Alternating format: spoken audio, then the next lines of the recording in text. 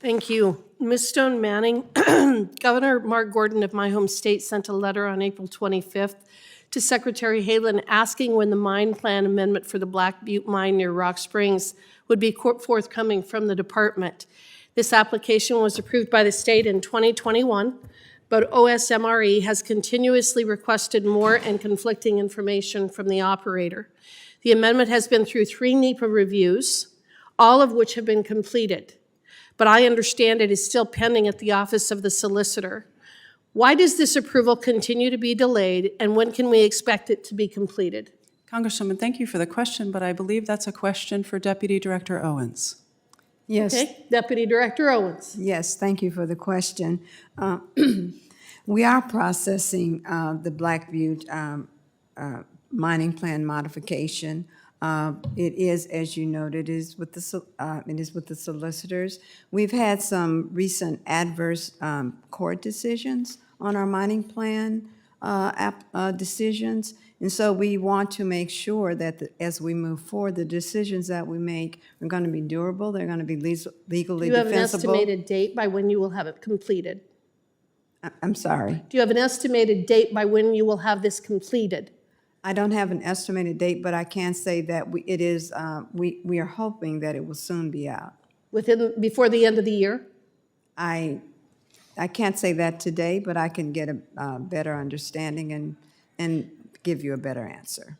Director Stone Manning, are you aware that the USDA Forest Service has administrative responsibility to manage the Taylor Grazing Act grazing districts in the National Forest System under the Federal Land Policy Management Act?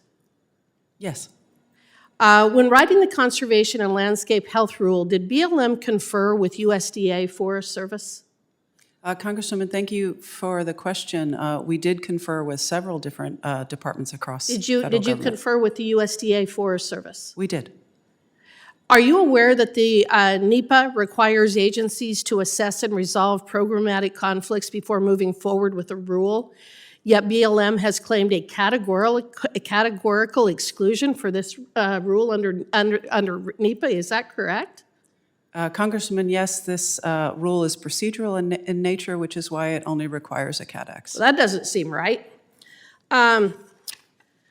Director Stone Manning, another question has to do with the conservation leasing system proposed by the BLM Conservation and Landscape Health Rule. Under the current interior system, oil and gas leases on BLM lands are valued using a market analysis, and FLPMA requires the Secretary of the Interior to maximize revenues for the benefit of the American people. Are you aware of that? Can you repeat that? Are you aware that the FLPMA requires the Secretary of Interior to maximize revenues for the benefit of the American people? Yes, and I'm also aware that FLPMA asks us to balance those uses. Okay, and to my knowledge, there is no system currently that exists for determining how conservation lease values would be established, which will then leave it to valuation by third parties or pure speculation. That seems by definition to be arbitrary. Wouldn't you agree? Congresswoman, I would not agree with that. Okay. Director Stone Manning, we have a chart. Well, I guess we don't have a chart in here. Oh, right over here.